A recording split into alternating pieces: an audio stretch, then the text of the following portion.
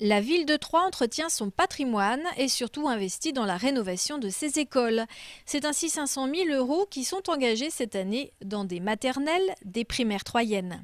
Des travaux d'entretien, de mise aux normes donc, mais aussi à visée d'économie d'énergie ou encore d'accessibilité.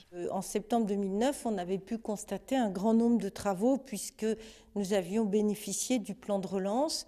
Mais malgré tout, la politique du maire de Troyes, François Baroin, est de poursuivre cette rénovation, poursuivre l'entretien des établissements. C'est pourquoi cette année, nous faisons encore un bon nombre de rénovations, 17 écoles élémentaires, 19 écoles maternelles. Bien entendu, il n'y a pas que des travaux dans toutes les écoles, mais on essaye de choisir ce qui a le plus besoin de rénovation. Donc voilà la cuisine, et puis là, donc l'agrandissement de la salle de cantine, d'accueil des enfants. Ça, c'est la restauration. La restauration.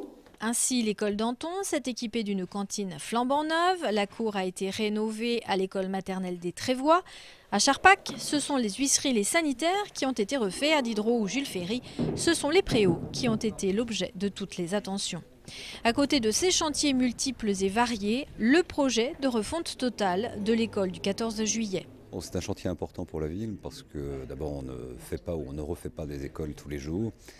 Ensuite, on a bénéficié d'une double opportunité de pouvoir céder une partie des anciens bâtiments et de racheter une parcelle qui nous permet d'avoir une entité scolaire totale en réhabilitant un bâtiment qui incarne tellement l'école républicaine à l'ancienne telle qu'on l'aime. Et puis il y a une présence, peut-être vous le voyez derrière moi, du bois.